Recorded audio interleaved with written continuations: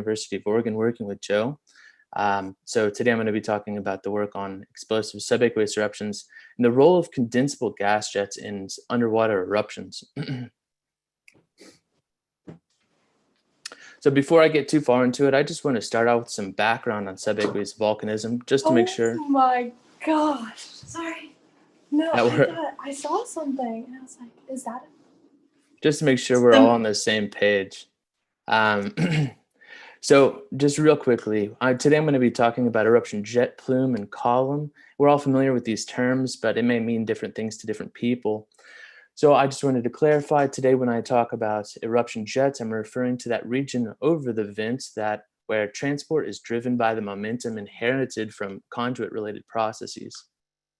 At the point which this transport it becomes dominated instead of by the momentum from the conduit, but then by buoyant rise, I'm going to refer to this as a eruption plume.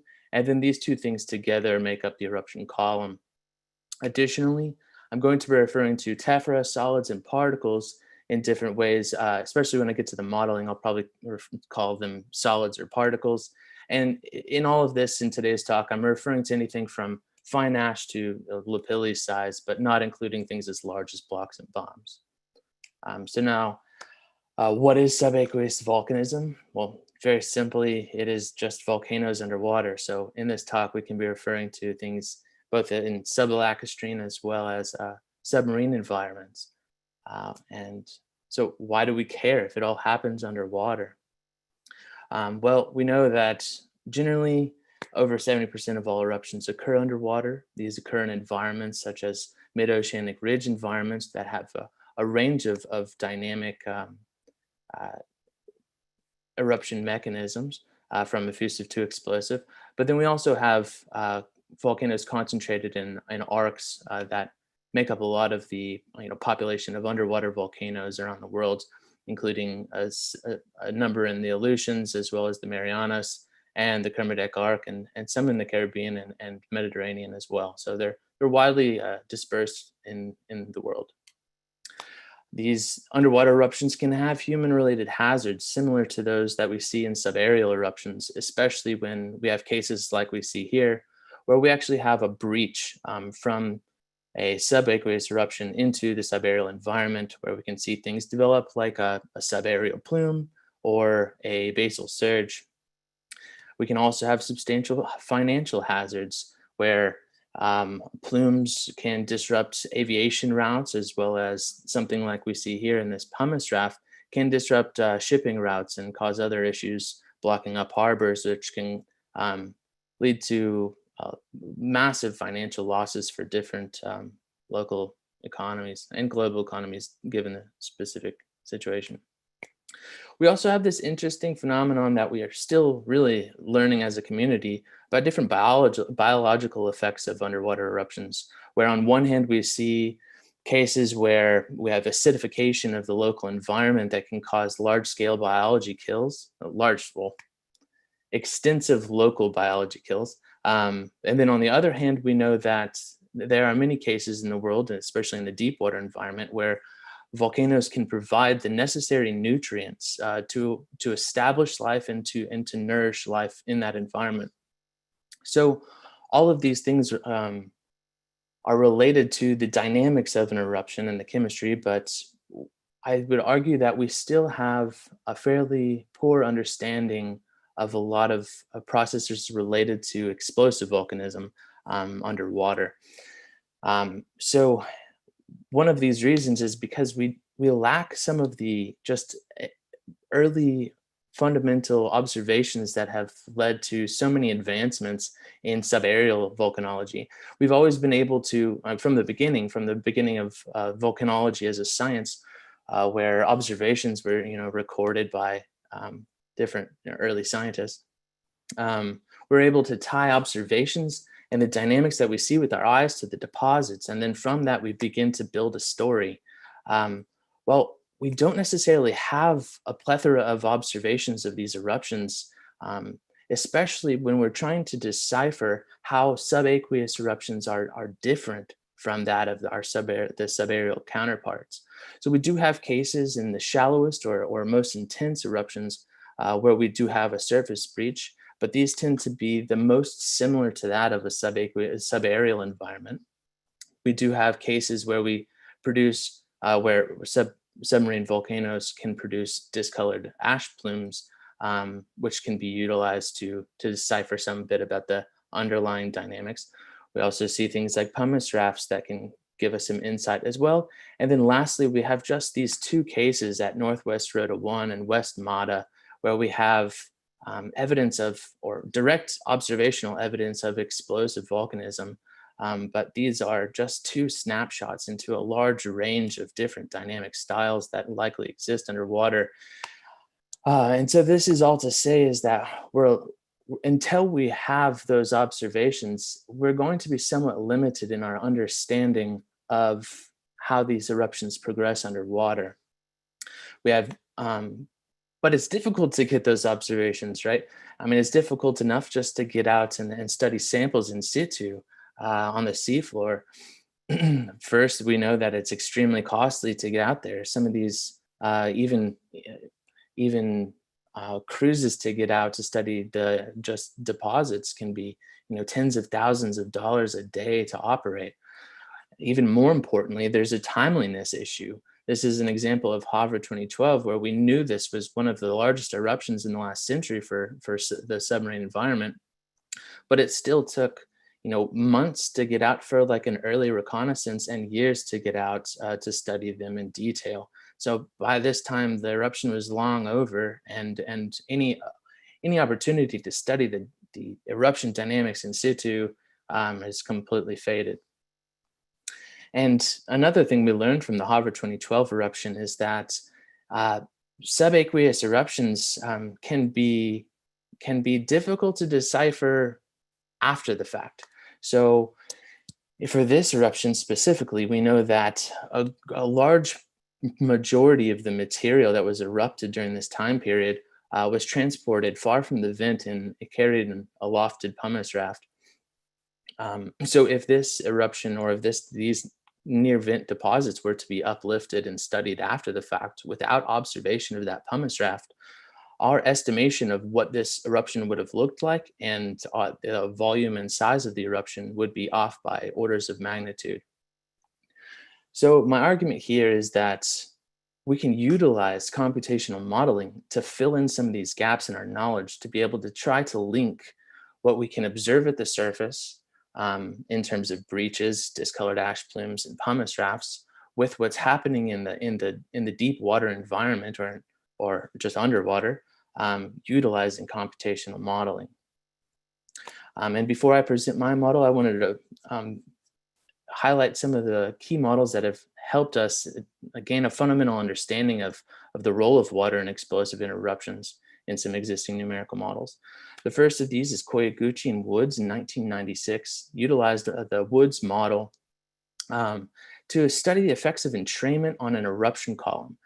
So this entrainment took place in the source of the eruption, where a certain volume or mass of water was mixed into the source homogeneously and then transported upward within the column, and still taking having a role in the dynamics. But I think the key to this study was to understand how the inclusion of external water affected the ability of this plume of volcanic plumes to ultimately gain buoyancy and rise within the column. And they found that at a low mixing threshold, about 10% 10 weight percent liquid water, above this point,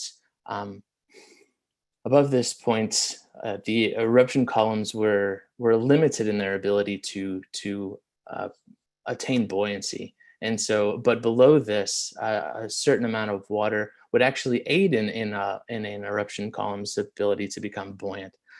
So this was an early study, and it was fundamental to our understanding of this water mixing in source conditions.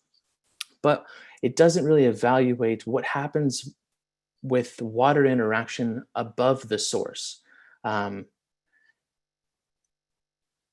The next model I wanted to talk about was Head and Wilson in 2003, utilized estimates of gas exhalation at depth to calculate eruption conditions. One of the key assumptions that they utilized was from Prandtl in the late 40s, where he said that um, for a jet of a density that is similar to the ambient fluid, you can expect a mixing geometry that's characterized by a ratio between the jet height and the ultimate vent of the vent or conduit of the jet. And so for this example, they show that this relationship is 6 times the width of the vent will give you the jet height. And they were able to utilize this assumption to predict some features and deposits of this type of eruptions, and really ultimately laid some of the groundwork for studies for decades after.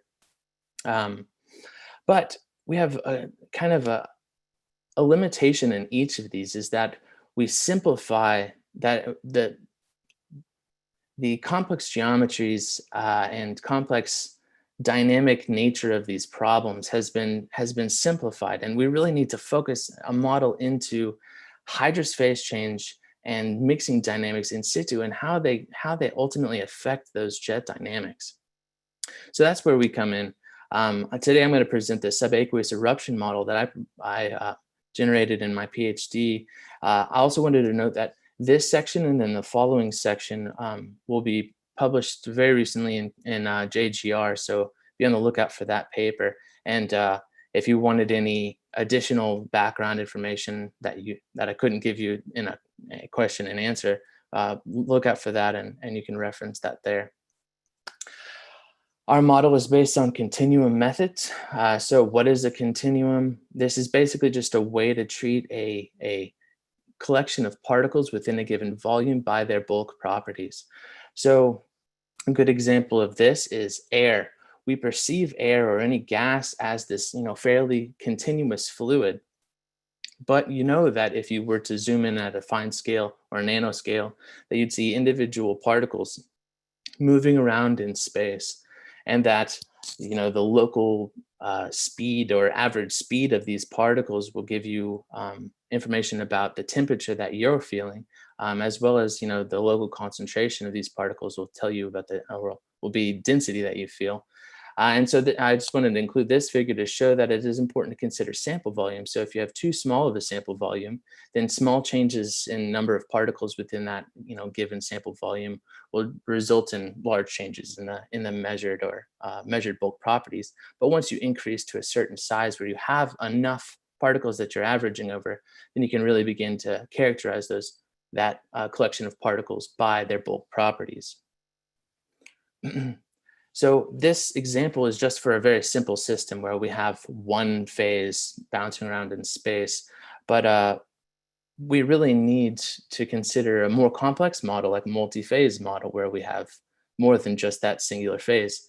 And my favorite example of this outside of volcanology or volcanism is blood, where we have a carrier fluid that is the plasma, and then we have two different or more than two different blood cells, which may be our particles.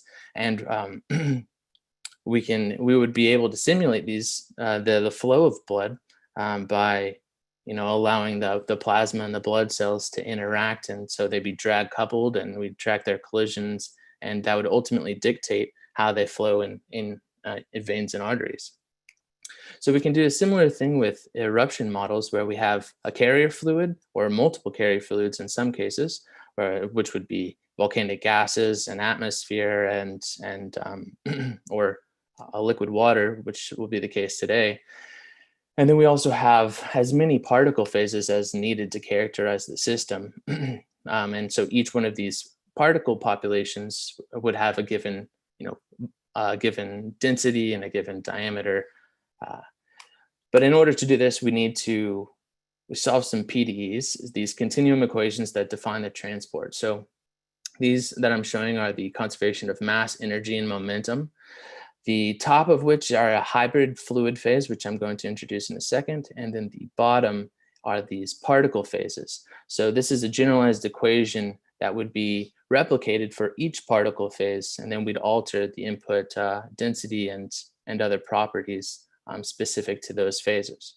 So one of the things that's unique about this study, or fairly unique, is that we utilize this hybrid two-phase carrier fluid method. So basically what I mean by that is we have to consider both steam and seawater, as well as potentially other gases, in order to characterize the transport of material in the system, right? Because one of the complexities that we have in studying underwater volcanism is that we have, a steam dominated outflux of material that immediately interacts with cold water, and and as that interaction takes place, we have condensation of the steam as it cools, boiling of the seawater as it interacts with hot particles, and these two complex phenomena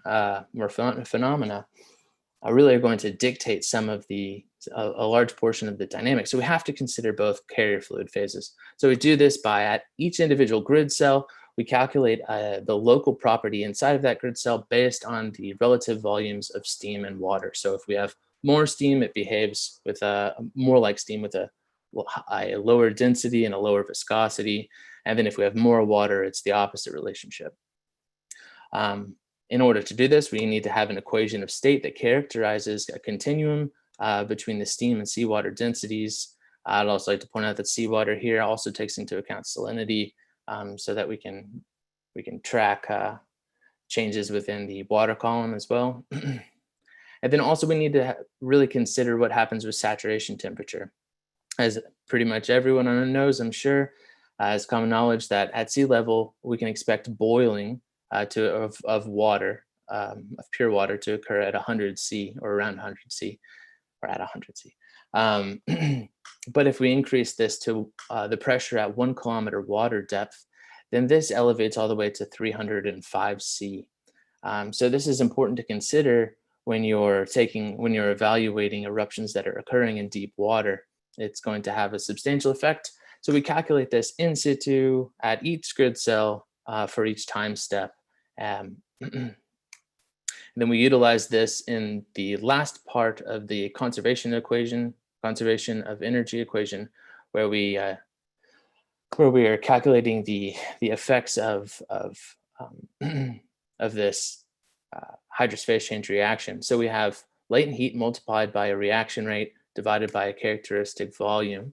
This reaction rate is calculated as such, where we have saturation temperature here, and ultimately this deviation from saturation temperature is what drives this reaction, where if we have steam inside of a grid cell and that grid cell drops below that of the saturation temperature, condensation ensues driven by this equation. And conversely, if water is present in a grid cell and then it drops below that of the saturation temperature, we will have boiling. So that's kind of the skeleton of the skeleton of the model.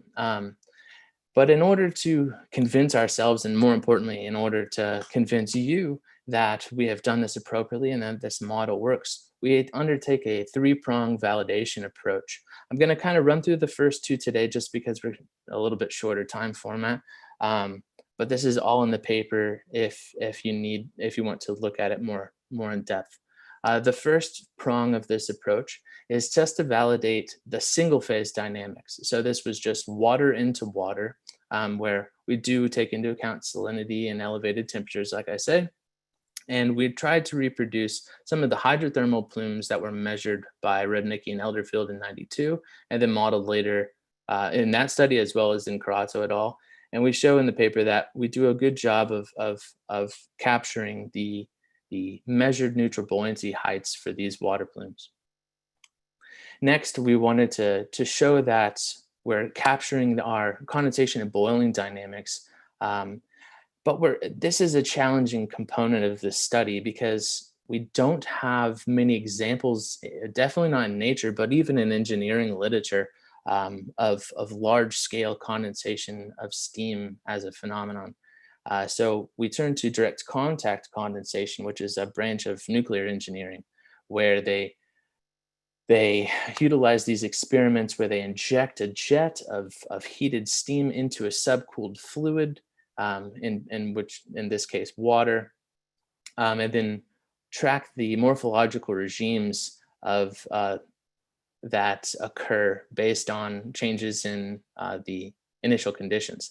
And so we set out to reproduce some of this. So we alter for very similar initial and boundary conditions, we alter the pool temperature and inlet mass flux systematically, and then plot this over a regime diagram that was presented um, in the in the direct contact condensation literature. And we show good agreement with the morphological changes in the jet that we model versus what were expected in experiments. And then the last prong, which we thought it was important, we showed that we can capture a single phase dynamics in hydrothermal plumes, and then we can capture the condensation and boiling dynamics at a very small scale in these related to these DCC experiments. But we wanted to compare it to something in volcanology, and we only have 2 examples of explosive volcanism underwater. The Deerdorf et al. 2011 paper provided us an opportunity to compare one of these nicely. So we look at the Northwest Rota 1 eruption, which was observed in 2010. Deerdorf et al. Were able to track explosive fronts, like shown here in these wide outlines, and utilizing these fronts through time, they were able to plot this up as height versus time and then as height versus velocity.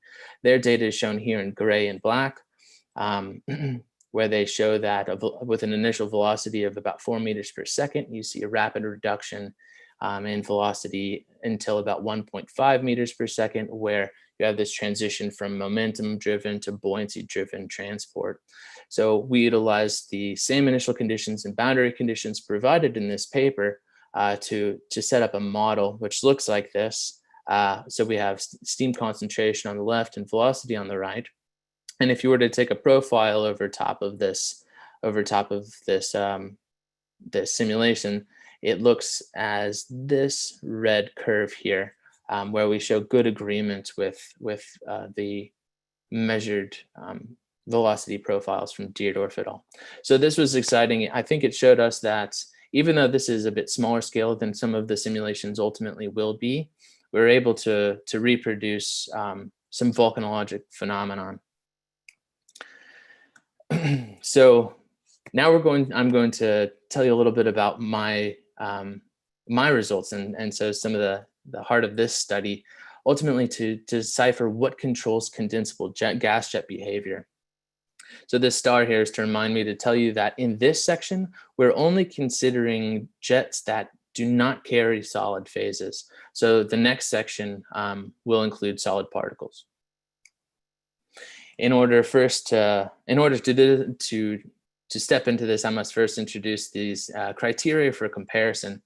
So the first that I use is the steam height. So I refer to the steam height as the last part or the highest point in the domain at which steam occurs at any given time step.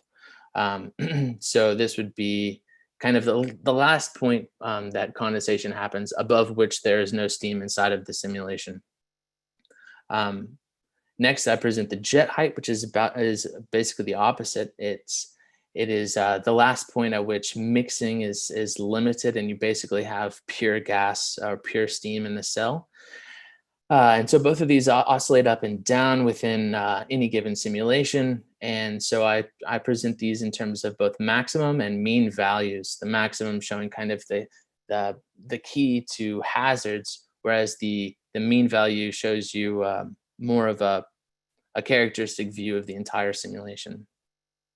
So here are some videos of this. I have 4 different simulations, all at 500 meters water depth and an inlet temperature of 1273 Kelvin or 1000 C. I have steam concentration on the left and temperature on the right, and we're varying velocity as we go down, increasing as we go down from 10 meters per second to 300 meters per second. I'll show this a few times. First, that probably draws your eye is that these are very conical shapes, and you don't really have any outward mixing or substantial outward mixing of the gas. And I attribute this to this tapering to be driven by condensation. So as you have condensation taking place along the jet walls, you have a pressure reduction that pulls water in and increases mixing, but then it drives more condensation. So you have this kind of narrowing, this initial narrowing of the jet. Also, I'll point out that especially in these bottom two simulations, at about 50 seconds, you get to a point where you're starting to see wall effects, at which point we would no longer consider the simulation. So let's take a look at that again. You'll see for the top simulation, 10 meters per second, the jet quickly condenses above the vents. For these middle two, you see this nice oscillatory behavior where the steam is rising and falling, or the jet is rising and falling within the domain. And then for these bottom two simulations, you actually see cases where breach occurs. Now, this is a good example of maximum versus mean breach, where we probably have just a maximum breach here for this bottom case, where you only see a couple pulses breach and then it settles down, whereas the bottom case has a mean breach where it's basically a fairly continuous stream of steam to the surface. So I present this breach data in the next 3 slides for 200 meters, 500 meters, and 1,000 meter cases. So we can interpret these diagrams, these plots, as inlet temperature on the y-axis, mass flux on the x-axis. And so we've covered this entire parameter space by individual simulations and then plotted up where these breaches occur. So we can look at this and say that on the left-hand side of the max steam contour, all condensation is occurring below the surface, no breach is occurring. But then as we cross this contour, as we increase mass flux, we get to a point where we start to see pulses of steam arrive, but it's not enough to have a max steam breach. I mean, a mean steam breach. So maybe we have some discrete bubbles or packets of, or parcels of fluid carrying large percentages of steam or large concentrations of steam, but it's not continuous. Then as we increase further, we cross the max jet line where we start to see high concentration of gas in this cell that's arriving to the surface, but not continuous. As we increase further, we get a continuous stream of steam to the surface, and then finally we get to the point where this maximum, this gas jet would fully. I forgot I had these. So we may see a steam plume in these B regions, and then lastly we get to this case where the full jet is breaching the surface for anything to the right of this dashed contour. For the 500 meter case, it is dominated by first by this region where we have no breach at all, and then next by just the breach of the max steam, and only in the upper highest temperatures and highest fluxes do we start to get into both max jet breach and then finally into mean steam breach, which would be this scenario. And then finally, it's important to point out that we never get into that last state where we have a maximum jet breach, or I'm sorry, a mean jet breach. And then lastly, at 1,000 meters, we don't have any breach in any of the simulations of any kind. So these contours are basically just showing the lines at which these heights are 300 meters above the jet. So again, no breach from 1,000 meters.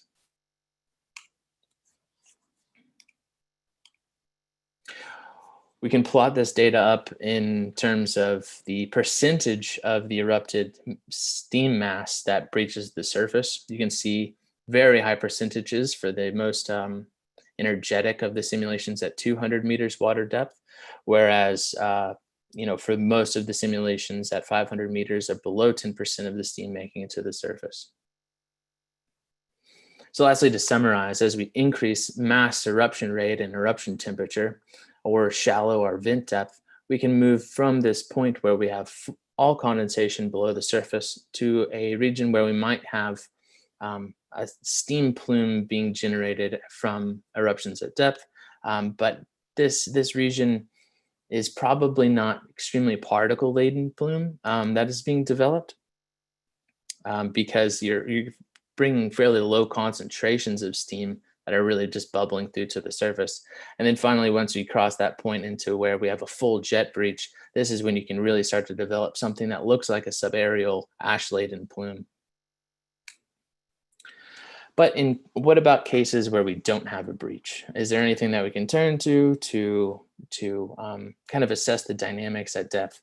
So, and to explore this a little bit, I looked at ocean surface vertical displacement as well as sea surface temperature anomalies. And to summarize, both of these increase with increasing flux, um, and and they tend to mimic the behavior of the jet. So especially when you look at the time series instead of these are all the time average data. Um, but ultimately, in order to truly tie both of these two things to the dynamics at depth, we need to really have a dedicated study of using a 3D model to tie these together. So everything up until now has included gas jets without solid particles. But so this section isn't included in the paper that's coming up, but it'll quickly follow in the next paper. We want to look at how gas jets contribute to tephra dispersal. So we wanted to look at basically where the solid mass is partitioning in the water column. This is important because ocean currents, as many of us know, change drastically both in magnitude and direction depending on your position within the water column. And ultimately, this ocean current is going to control the long range dispersal of any lofted particles. So it's important to know whether they're being emplaced within, the upper 100 meters or near the vent. So we conducted kind of a sensitivity analysis to look at how the mass partitioning was changed by different parameters, including fin velocity, volume fraction, and particle diameter, et cetera. But ultimately, what we found out, just to kind of summarize in this section, is that the individual parameters are significant, but what's really important is ultimately what transport regimes that the collection of parameters puts them into. So the transport regimes that we're able to identify in this study were as such, we had a near vent collapse, mid column collapse, ultimately this roll sheet collapse where I refer to this as a partial collapse, where you have particles concentrating at the arms of these eddies and then ultimately collapsing out in sheets or waves or sediment waves. We have this next scenario where we have buoyant rise of particle-laden parcels of water that arrive and then start to spread outward, but quickly lose momentum. But at each packet of water arrives, it pushes that prior set of particles downwards. So you have more rapid settling than just background settling, I guess. And then lastly, we have the case where we have no collapse. So I went through those pretty quickly because I wanted to get to the videos. So these are those same regimes that I presented before. We're looking at particle volume fraction. And I just wanted to point out that in this section, I have two no collapse scenarios, one where we just have a buoyant plume that's developing and spreading. And lastly, one where we actually have a jet breach. So this is the most dynamic of the simulations. And also all of these were conducted at 500 meters water depth.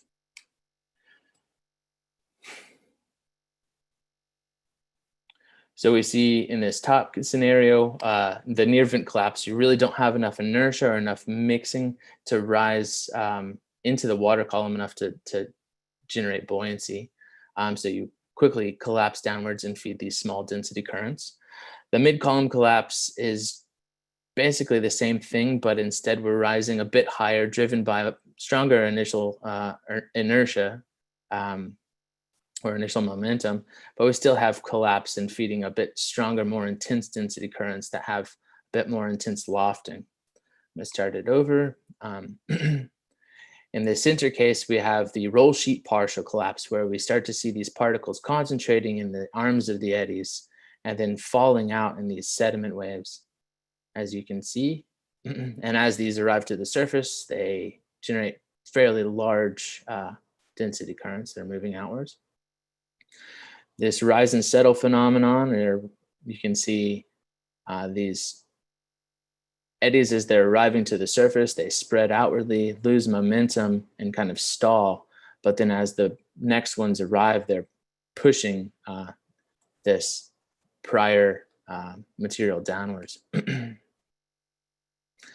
And then these last two cases just show a simple no collapse scenario where a buoyant plume arrives to the surface and spreads out nice and slowly, maintaining its momentum further than, the couple hundred meters around the vent.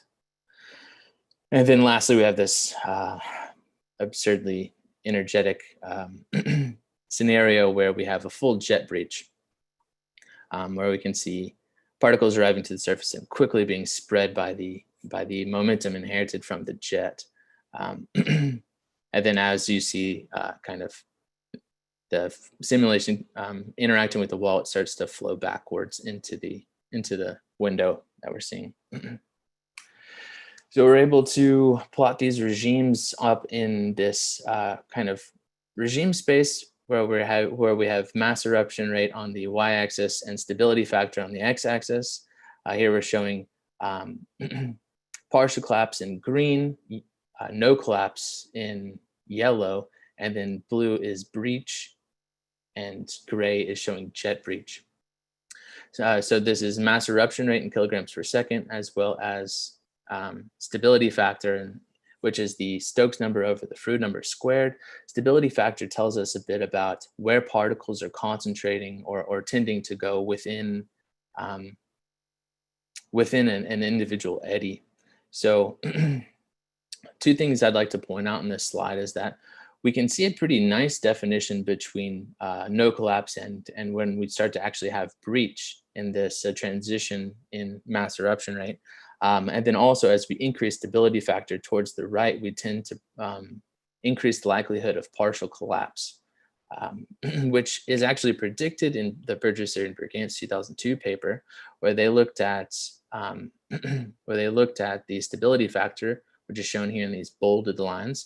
And as we increase towards the right, we move from this homogeneous transport at low stability factor numbers all the way into this area where particles are beginning to concentrate along the margins of the eddies, finally to unroll and deposit as the eddies are overturning, and deposit down in sheets, and then ultimately into this area where particles just begin to fall out. So this was exciting because we can see this pretty clearly within this model, but one thing is that we still need to find a way to rectify the collapse cases. You'll notice that the full collapse cases are not included on this. The majority of them tended to plot over here towards the right, which would correlate with this fall regime.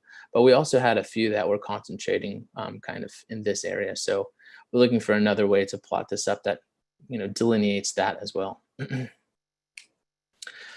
So that's kind of the bulk of the talk. The last thing, I just wanted to present some future applications. So everything I've done in my PhD is more on the theoretical side, but I'm excited to move forward with this and utilize this model to tackle some other problems. And the first of which, I've started this postdoc with the USGS, where we're going to be utilizing this model and changing it to 3D with a free surface boundary condition, and utilize it with the Kilauea discrete elevation model to study potential eruptions and hazards of eruptions that may occur into the crater lake that's developing there. Another thing I'd like to do is introduce Lagrangian particles that can link the eruption columns with pumice rafts. And lastly, I think it'd be really a cool thing to do is take a look at the hydroacoustics and see if we can measure the pressure in the simulated domain and then compare that to what has been measured in the ocean, and then see if we can really properly link some of the dynamic features of jets and this jetting phenomenon with what we're measuring by the hydrophones. So lastly, I just want to leave you with this slide as I take questions. This is an image of the Kilauea crater lake at Halemaumau that was taken about last week, and you'll see that the crater lake is now up to about 50 meters. This is showing the last about a year and a half, and it's steadily deepening. So something to keep in mind. Thank you very much. Thank you, Ryan. We do have time for questions and discussion. And so if you'd like, you can go ahead and put questions in the chat, or you can go ahead and use the raise a hand function. That will put you in a queue and I can call on you, and I'll try to intersperse those if we get a variety of each. Looks like we have a question from Aaron first, and then I'll go to Yoshi after Aaron. Hi, Ryan. Great talk. Good to hear about this work again. In a lot of your simulations, you're studying kind of deeper submarine conditions and how that affects the jets. And then translating this to Kilauea with the crater lake that is now getting deeper and deeper, how do you think that sort of shallower system is going to affect your simulations? Yeah, that's a really good question. I think probably there are two aspects of this that really are going to change.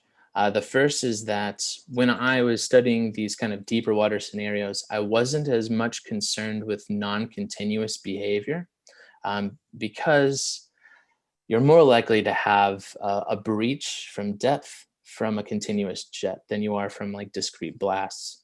But discrete blasts are going to be critically important in the Kilauea problem. So that's something that we're going to want to look at is the unsteady behavior of this, especially in relation to like melt-water interaction, which is probably going to be the most significant style of eruption here. The other thing is, what was the other thing I was thinking? Oh, the other thing is that we have to consider this free surface boundary condition because it's going to be more significant than in the deep water scenarios. In the deep water scenarios, I think you're far enough below the ocean surface to where you may still have some effects from what's going on as the ocean surface displaces, but it's going to be fairly minimal, I think, in a greater in relation to some of the other dynamic phenomena. But here it's going to be critically important as you have a blast that expels most of the water from, or some of the water from that vent area, and then may flow back inwards before another blast. So we'll want to try to capture that. Do you know? Oh, sorry. Go ahead. Yeah, in terms of the sort of wall effects, edge effects, do you know if they've been able to get bathymetry of the lake, or if they've just been focusing on geochemical sampling? Yeah, so after the 2018 eruption, they were able to take a really nice LiDAR, I believe, and produce this DEM that we're using as kind of our bottom boundary condition. And then in terms of active measurements, as far as I know, there may be some ongoing work looking at the topography, but it hasn't changed substantially just in terms of the relative nature. I know it does, go up and down on a large scale as it inflates and deflates, but yeah, I think from what I've seen, there is like a deeper portion and then kind of like a shallower shelf, although I honestly can't remember if that was a geochemical image and it was just this distinct boundary anyway. Oh no, I think that could be really interesting to see how a jet would interact with that topographic change. Yeah. So we are capturing that. You can't from this image, it's hard to tell some of the key features, but so the Halimam, the entire caldera is quite large. What we're looking at is just a small kind of the deepest component, but it's relatively small compared to the entire caldera. Yeah. But also just inside of this crater, you can't see it because it's under this near shelf, but there's a shelf that is not much smaller than the area of the crater lake as it is right now. That's just above the crater lake level currently. So if it keeps rising, it'll eventually overtop that. But yeah, so we are taking into account that level of detail in the DEM, or at least we plan to. That's very cool. I'm really excited to see how that work develops. Thanks, Ryan. Yeah, me too. It's exciting to have a cool simulation that's actually have some topography in it. So, Yeah. All right, we're gonna go to Yoshi, Colin, and Uli. Yoshi has a discussion point and question related to oscillations in the column. And I can read this, Yoshi, but I think I might just let you ask the question if you're available. Yeah, I'm here. Nice presentation, Ryan. And I can't remember if we discussed this, and maybe you remember I showed this in the AGU talk. It would be interesting if you could measure the height time series at the tops of your collapsing columns there and see if the ratio of the buoyancy flux, the source buoyancy flux to the momentum flux predicts the frequency of oscillation, which is what we found in our experiments with collapsing jets. And that might then predict the period between those intermittent or periodic sediment waves falling around it. There's two papers by Hunt and Burridge, a 2013 Rhythms of Fountains, and then a review paper of fountains that show different fruit source food number regimes for various fountain behavior, which could provide more insight into the dynamics for each of those regimes that you showed there. I can send those to you actually after this. And then the other thing is that we did some 2D experiments, and we might have discussed this, but I got to show you the images and videos because we saw similar sort of big eddies falling off that look like sediment waves in those 2D experiments. But then when we went to 3D, they looked much smaller. So it was something about the 2D nature was causing those two big 2D eddies to fall off the top, just have a much larger diameter than they do in 3D. interesting. Yeah. So I got some stuff I got to share with you that would be nice to compare to these sims. Yeah, in terms of the first thing that you brought up, we haven't looked directly at that, but I have tracked the changing jet height through time at fairly high temporal resolution. So it's something that we could pretty easily calculate and compare with. So that's an awesome lead. Thank you. Yeah, and we did some shallow water experiments where we had the jets try to breach through a 5-centimeter layer in our 3D tank. Just looking at some results on that now is pretty cool. And there's definitely like waves that reverberate and maybe affect the dynamics of the breaching jet. But we also see like periodic collapse as well. So I'm going to apply the same analysis to that, see if that predicted fountain frequency is modified by that free surface interface and whatnot. So lots to talk about moving forward. Yeah, definitely. Thank you. Thanks, Ryan. Let's go to Colin next, and then Uli. Hey, Ryan. Hey, Colin. Great talk. I was excited that you mentioned the acoustics at the end there because I was kind of thinking about them the whole time. Especially once you went to your direct contact condensation slide there. So I was just kind of wondering if you've seen or looked at any or heard of observations of the Havre eruption in terms of acoustics. I was thinking things like bubble collapse and oscillation would be quite distinctive. I know they observed a lot of that stuff at Bogoslav, so I don't know if there's any acoustical constraints on the Havre eruption. Yeah, some people have looked into this more, especially Tushar, but as far as I know, there wasn't anything very. I don't think there was any hydrophones very nearby that were able to really capture the finer scale dynamics of what was going on, or even necessarily to tell us much about the eruption at all. But there's, like you said, there's a great amount of data from the Bogoslav eruption. So I think if I were to start that'd be where I would start. But that is kind of out of my wheelhouse. So I was hoping if we did go in that direction for a project, I'd want to tag in somebody who knows more about hydroacoustics. But just temporarily, or just to test it out, I had stuck a pressure sensor in the domain, and you do see some nice characteristic oscillations in the hydroacoustic data that were that were tied to what was going on in the jet. So, okay. Do you capture things like bubble collapse events in your simulations, like sudden cavitation events? So you do not, I wouldn't call it bubble collapse, but more like local rapid condensation events. So along the jet walls, you do see small pressure oscillations that are associated with associated with condensation and boiling along the jet walls. And then I think that you're picking those up from the pressure recordings that further in the domain, but I can't be sure. I haven't done any real analysis to tie those two things together. All right, cool, thanks. Yeah, thank you. All right, Uli. Hello, everyone. Ryan, thanks a lot for that talk. In fact, I have a couple of questions. I'm now starting with a question related to Le Havre, because Colin started about it. If I'm not mistaken, Martin Yützler, in his publication, he mentioned that there was a optically particle-free plume rising, and the eruption took place at 900 meters. Can you comment on what that plume was generated from when, according to your model, breaching was not possible?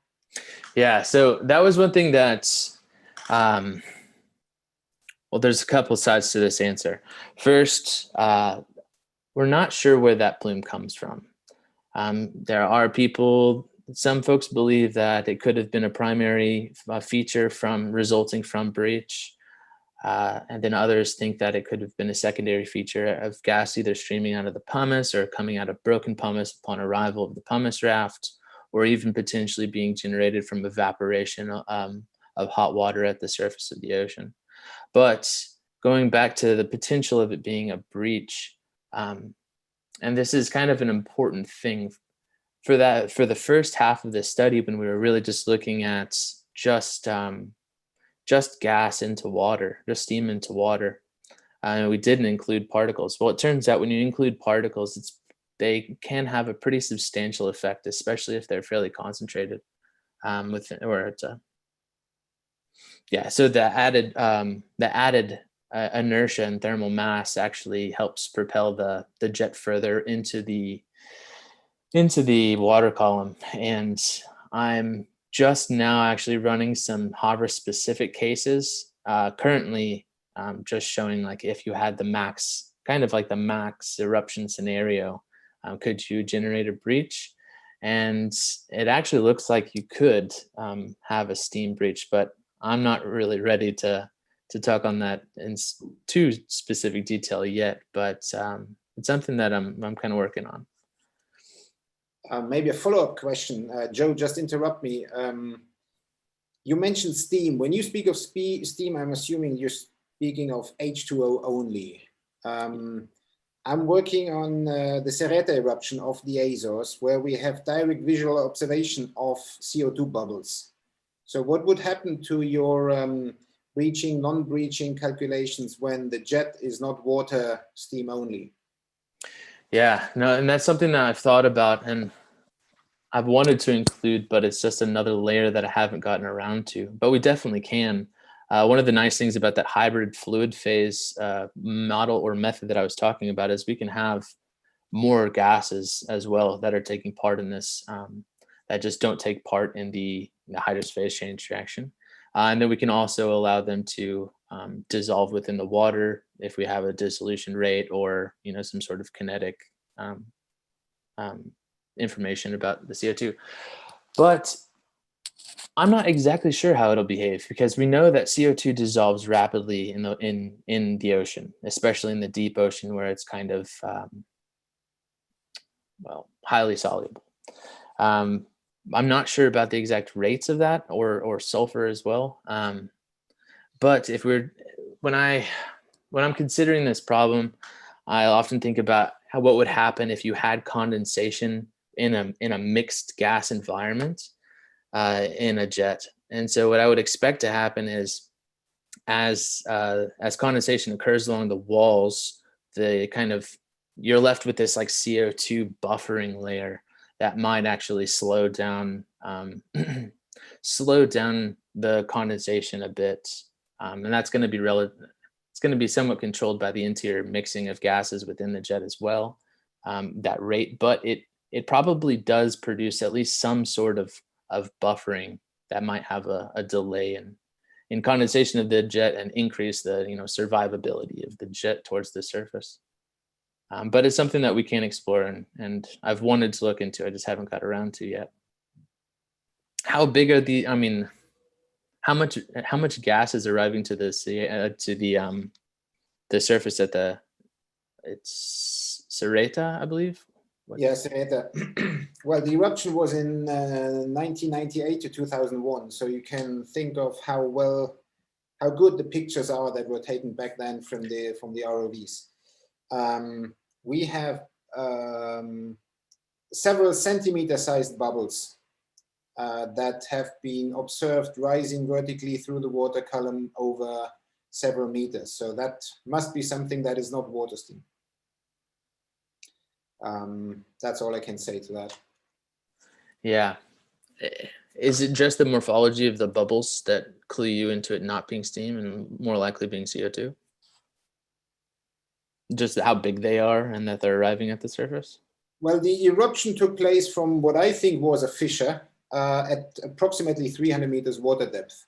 So let's say to reach the top 30 meters where we have then enough light for those observations that I've seen, that's 280 vertical meters of rising through the water column. So I would expect that all water steam would have cooled sufficiently to collapse back. Yeah, so likely. That's my reasoning for saying that this is a gas phase that is not water. Yeah. Well, yeah, that's cool. It'd be interesting to try to simulate those the CO2 in that eruption in the same way, just remove the steam. But excellent, Thanks, thank you. Oh, sorry. I could have another question if there's no one else. Yeah, that's fine. I think obviously some folks may have to go, but as long as Ryan's okay sticking around, we can stick around.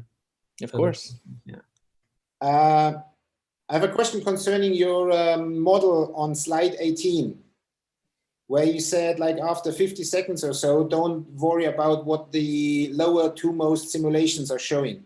I just wonder what these jets, were those starting or continuous jets that you were showing there? They were continuous. Right, so, okay, then I don't understand what happened after 50 seconds, but if you even say that let's not worry about why they do what they do with these, let me call it like deflection or whatever that is. Yeah, so there was, for those specific simulations, for that specific set, our upper boundary condition was a pressure outflow. And so after about 50 seconds, we started to see some weird backflow across that boundary condition that kind of limited our ability to I don't know, basically produce dynamics that I didn't believe. Then later when you saw the other particle laden simulations, that instead of the pressure outflow condition, we have basically a hard boundary with pressure outflows on the side. So instead of exiting the system, it spreads at the surface. So basically, I just don't believe anything that happens after about 50 seconds. So I just removed that. And the other thing is that you may expect some deflection of a jet after a certain amount of time, after some eddies develop or some convection or overturning or something in the water column. But in the 2D problem, kind of similar to what Yoshi was talking about earlier with these development of these large eddies, they're kind of constrained to this 2D environment. And then if we were to evaluate this in 3D, that likely wouldn't happen, I don't think, because the energy would be more broadly dispersed and you wouldn't see such strong deflection. So while in nature we may see, for really energetic environments, some like wavering of the jet, I don't think it's going to like push it over like you see. So. Oh, completely concur with that. Yeah, I'll just jump in to say that in the 3D experiments, when we moved from 2D to 3D, we did not see waving of the jets like we did in 2D. And in 2D, it was those eddies, but also return flows as well. And they interacted a lot quicker with the jet, as opposed to 3D, where it took a lot longer time for return flows to influence, perhaps maybe entrainment, but not actually deflecting the jet in our experiments. Interesting. Yeah. Yeah, so I just have converted the model from 2D to 3D for the simulations moving forward. So it'll be interesting to evaluate kind of how those changes, how that change in, adding the dimension ultimately affects what we're seeing dynamically. Looks like Jinsu, you have a question as well? Yeah. Also, I just wanted to apologize in the beginning. I accidentally unmuted myself, and so just wanted to say sorry. But Yeah, great no worries. talk, amazing work. This is really interesting stuff. My question is, when you're doing the modeling, is there any way we can compare these results to field indicators for, just comparing these results? And I know that you were saying that having that free surface is going to be important. What other processes or things do we need to think about when thinking about field observations and comparing these results? Yeah, that's a really good question. And it's been kind of one of the challenges is kind of validating this problem. But I think I think we could definitely compare this to some field constraints or to some deposits, and that's one of the things that I'd like to do is to try to look at some mapped out deposits and see if we can reproduce them to tell us a little bit about the dynamics of an eruption which may have kind of been lost. And then also we could potentially say something about how much material was transported away from the vent in cases where, we have deposits like Yali in Greece and in other places where we've long estimated, potential volumes of the eruption, but maybe we can provide a better estimate on how much of that material might have been carried away. So in terms of field data that we may want to utilize to constrain the model or compare the model with those deposits, definitely grain size and density of different particle populations that we would want to utilize within the model. And then ultimately, if we just look at the distribution of the different particle sizes and diameters, to see if we can kind of reproduce those same deposit extents for specific particle populations. I think that's kind of where we would start out in that direction. Yeah, great. Thank you so much. I appreciate that. Yeah, no problem. The other thing that I was thinking about is you may see fine scale oscillation behavior that might be captured in some of the deposits, but that's something that I would need to do more field work to kind of investigate. And don't worry at all about interrupting in the beginning. I don't know. I thought it was kind of funny, to be honest. Can I have a follow-up question to that concerning deposits? And in your models, you were talking about kind of floating versus collapse, and collapse then leading to density currents. I was wondering about the density of the solid fraction that you were using. Were you using was it a density that could potentially float, but then when it had to sink down, it was waterlogged? I'm asking again because of visual observations in Serreta, where we had no indications, at least not at the surface, so the very end of the eruption likely, we have no indications of a subhorizontal transport of any of this stuff. So it was a very fragile, highly porous, scoriaceous, brittle stuff, and everything that we saw looked like a nice fall deposit. So there was no indication of enough momentum that stuff was raining out from the column and having enough energy for sub-horizontal transport. So what was the density of the solid fraction that you were showing? Yeah, so for that section, I used a whole range of different densities, varying from excuse me, from below water density, so below 1,000, I think the lowest getting down to like 400 kilograms per meter cubed, all the way up to 3,000 kilograms per meter cubed, and then kind of just like everything in between, to just look at the kind of the effects of how changing density of the particles would ultimately change the dispersal of them. Though we don't have any cases where we evaluate changing density in situ. So the waterlogging problem is not evaluated currently in the model. We can have phases that densify as models progress, but we haven't included anything like that yet. And so I would suppose that for a case like Serrata that you're referring to, we'd probably have something where, you know, you just have buoyant lofting. So you have effective mixing in hot enough water to carry the particles towards the surface, and then spread out and behave kind of like a fall, like you were suggesting. And I think that you have to have fairly high enough concentrations of particles to generate some of these collapse features. One thing that I don't know if I referred to when I was showing the jet models with the particles is that the particles tend to concentrate along the jet walls, because as you have like a steady stream of particle-laden gas coming out of the vents and you have condensation along the jet walls, that condensation occurs so rapidly that the particles tend to concentrate in the water right there. And that local concentration can like over concentrate the particles there and potentially lead to some of these collapses that we're seeing. But if you don't have a substantial jet developing in the gas phase, then maybe you don't see that.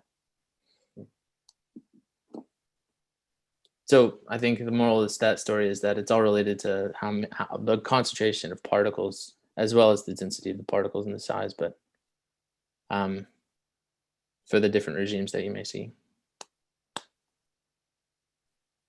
But is it true, do I remember correctly, that for the Havre eruption, the volume of PDC deposits, let me call them PDC deposits, was subordinate compared to what looks like a normal fall? Is that correct, or do I remember wrongly? No, I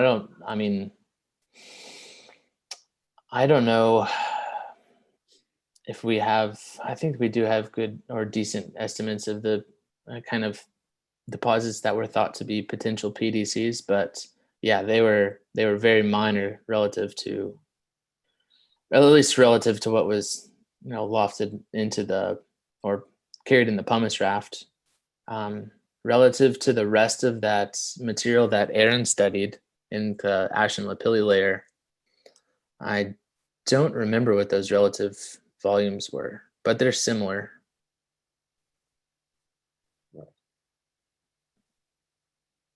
All right, thanks for the talk. Thanks for your time. Thanks, Uli. I have one other question that's stemming from this conversation. Would you say that, so I would imagine that in a more viscous fluid than air, water, that shearing would play a greater effect, which would also increase concentration at the jet walls. Is that something that are you using Lagrangian tracers for the particles? I currently don't have any Lagrangian phases included within this model. It's something that we're planning to input for future versions of this. It just hasn't been added yet. So then the concentrations are actually they wouldn't be shearing induced, but rather some other process? Yeah, I'm not sure. I haven't dug into that component of the problem too deeply, but I've always assumed that because condensation is occurring very rapidly at the surface of the jet, or at the jet walls, and so I think that just the amount of volume coming out, volume of particles coming out of the vent, and then because of rapid condensation, you're really just like packing particles in the near jet water. And I haven't evaluated the role of shear there, but it's something to think about for sure and to look at further. It's a great fluid dynamics problem. Yeah, I have a question about the condensation. I mean, would that affect entrainment into this sort of boundary layer along the jet? If you have rapid condensation, you have a potential rapid decrease in pressure. I know I have a friend working on mixing between like galactic dust clouds, and when they have condensation of gases, it actually enhances entrainment between the two mixing clouds, the cold and the hotter one or whatever. So I've been wondering if we see some kind of effect like that in this scenario. Yeah, that's a good point. And and I don't really have an answer, because it's something that I haven't really been able to evaluate yet. But I would anticipate that condensation, because it drives rapid trade changes in pressure, both condensation and boiling along the jet walls, causes these rapid changes in pressure on a local scale, that maybe it does lead to some amount of increased mixing there or entrainment there. I guess the one thing is that if you're also changing the local, I guess, buoyancy flux, you could say, or force. So you have a decrease in pressure, I guess, due to condensation, but you're also increasing the bulk density of the mixture potentially there where you're condensing. So, you know, if entrainment is governed by the local Richardson number, I guess you would have to look at the changes in the numerator and denominator of that to see if there is some net effect on the local Richardson number there. Yeah. Changes in your G prime term and Richardson number could be huge. Yeah. Yeah, I imagine it's similar to the consideration of like how you have to consider Stokes and how that changes across the two phases, because you know, right, just in the jet itself, you can transport particles via momentum that have a very high Stokes number, but then, you know, rapidly kind of detrain from the jet. But as soon as they're entrained in the water, that Stokes number spikes up because of the increased viscosity of water or density, and then can rise. So it's a complex problem in considering those, but it's something to look at, the Richardson number there. I haven't thought to evaluate that yet, but yeah, you would think it has to affect the entrainment. It's sort of, it's such an effect on shaping even the jet, right? So.